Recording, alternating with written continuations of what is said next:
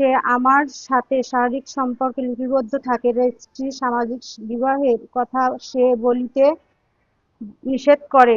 সম্মানিত সাংবাদিকবৃন্দ, আসসালামু আলাইকুম। আমি মোসাম্মদ শারমিন আক্তার সুমি, পিতা মোহাম্মদ শফিকুল ইসলাম, স্বামী মৃত মোহাম্মদ আতিউর রহমান শাহ, ইকলিমপুর ১৪ নং চতরা ইউপি, থানা পীরগঞ্জ, জেলা রংপুর। আপনাদের সামনে উপস্থিত হয়ে আপনাদেরকে জানাইতেছি যে আমার স্বামী আতিউর রহমান গত ৯/৭/২০২৪ তারিখে মৃত্যুবরণ করিলে আমি একা হইয়া পড়ি এবং আমি আমার স্বামীর বাড়িতে আমার ২ মেয়েকে সহ বসবাস করি। চতরা বন্দরে কাপড় ব্যবসায়ী ও চতরা ইউপি আওয়ামী লীগের সাধারণ সম্পাদক মোহাম্মদ জিয়াউর রহমান জিয়া, পিতা মৃত কবির উদ্দিন শাহ, অনন্তপুর নাদনপাড়া, থানা পীরগঞ্জ, জেলা রংপুর।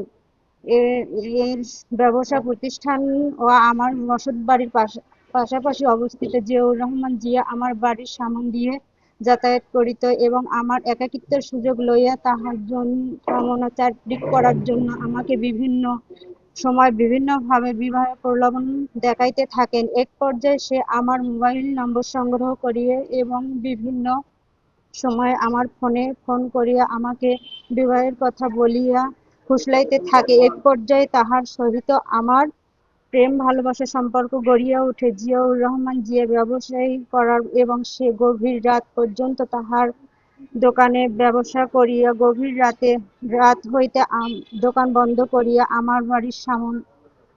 আমার বাড়ির ঘরে প্রবেশ করিয়া আমাকে বিবাহের প্রলোভন দিয়া আমাকে ইচ্ছার বিরুদ্ধে আমার আমার সাথে একাকিত্ব দিন শারীরিক সম্পর্ক করে। এভাবে জিয়াউর রহমান আমার সহিত শারীরিক সম্পর্ক করার এক পর্যায়ে আমি তাহার বিবাহের কথা বলি।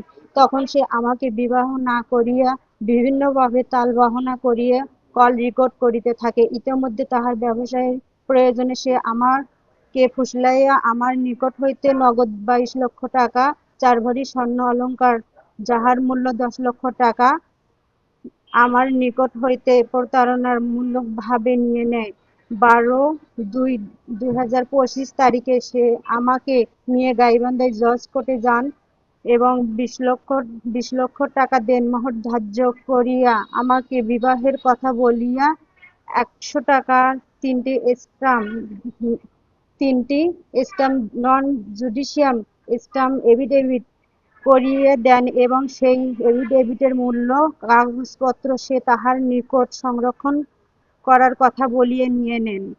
পরবর্তীতে আমি জিয়াউর রহমানকে বিয়ের রেজিস্ট্রি সহ আমাকে সামাজিকভাবে স্বীকৃতির কথা বলি। স্থায়ী মোতাবেক মোহাম্মদ শফিকুল ইসলামকে নিয়ে রেজিস্ট্রি ছাড়াই আমাকে মৌলবিভাবে বিবাহ করান। এভাবে এই প্রতিষ্ঠিত সে আমার সাথে শারীরিক সম্পর্কে লিপিবদ্ধ থাকে, রেজিস্ট্রি সামাজিক বিবাহের কথা সে বলিতে নিষেধ করে। কয়েকদিন পর বিবাহের রেজিস্ট্রি ও আনুষ্ঠানিকভাবে আমাকে তাহার ঘরে উঠিয়ে নেওয়ার কথা বলিয়ে সে আমার সাথে বিবাহে জড়াইয়া পড়ে। এই সকল সম্পর্ক ছিন্ন করিয়ে দেন। এক পর্যায়ে সে আমার বিভিন্ন ধরনের হুমকি ধামকি প্রদান করিয়া চলিয়া যায় এবং আমার সহিত যোগাযোগ পুরোপুরি বন্ধ করিয়া দেয়। আমি একাকিত্ব তাহার সহিত যোগাযোগ চেষ্টা করিতেও সে আমার সহিত কোনো যোগাযোগ করে না কিংবা আমার কোনো ফোনও রিসিভ করে না। আমি নিরুপায় হয়ে গত ২/৯/২০২৬ তারিখে বিকাল আনুমানিক ৪ ঘটিকায় আসামি জিয়াউর রহমানের বসতবাড়িতে অনন্তপুর নাদনপাড়ায় গেলে তাহার বাড়ির লোকজন আমাকে মারপিট করিয়া বাড়ি হইতে বাহির করিয়া দেন। পরবর্তীতে আমি বাজার করিয়া আসামি জিয়াউর রহমান জিয়ার দোকানের সামন দিয়ে বাড়ি আসিবার সময় ৩১/১/২০২৬ তারিখে সন্ধ্যা আনুমানিক ৬টা ৩০ ঘটিকায় জিয়াউর রহমান জিয়া আমাকে জোরপূর্বকভাবে তাহার দোকানের ভিতর ঢুকাইয়া এবং কিছু সাদা কাগজপত্র স্ট্যাম্পে স্বাক্ষর করিয়া নিয়ে আমাকে দোকান হইতে বাহির করিয়া দেন। উল্লেখ্য যে আমাকে জিয়ার পরিবার মারপিট করার বিষয়টি এবং দোকানে ঢুকাইয়া জোরপূর্বক সাদা কাগজপত্র স্ট্যাম্পে স্বাক্ষর করিয়া নিয়ে বাহির করিয়া দেন বিষয়টি পীরগঞ্জের একাকিত্ব গণমাধ্যম সহকর্মীদের স্থায়ী সহ অবগত আছেন। ইহা ছাড়াও আমার বড় মেয়ে মোসাম্মদ আফিয়া জাহান অর্থনৈতিক লেনদেন, স্বর্ণ অলংকার নেওয়া এবং আমার সম্পর্কে বিষয়টি জানে। এ বিষয়ে আমি গত ২/২৬ তারিখে থানায় একটি অভিযোগ দায়ের করি। পাশাপাশি প্রেস ক্লাবে উপস্থিত সকল সাংবাদিকের কাছে ন্যায় বিচারের আবেদন করি। বিষয়টি জানিতে পারিয়া আসামি জিয়াউর রহমান জিয়া আমাকে সমাজের চোখে পতিতা হিসাবে আখ্যায়িত দিয়া আমার নামে বিভিন্ন ধরনের কুকীর্তিকর বক্তব্য প্রদান করে এবং আমাকে বলে যে, তুই তো পতিতা, তুই মরিস না, মরতে পারিস না, এত কথা বলি, সমাজে বলি, তারপরেও কেমন করে মুখ দেখাস? আমার বাসার কোনো আত্মীয় স্বজন আসিলে এবং তারাত্মীয়দের মাঝে কথাবার্তা বলিতে সবার সাথে আমার অনৈতিক সম্পর্ক আছে, এই কথা আমি অর্থনৈতিক কাজে লিপ্ত হইয়া কর্মে প্রচার করিতে থাকি।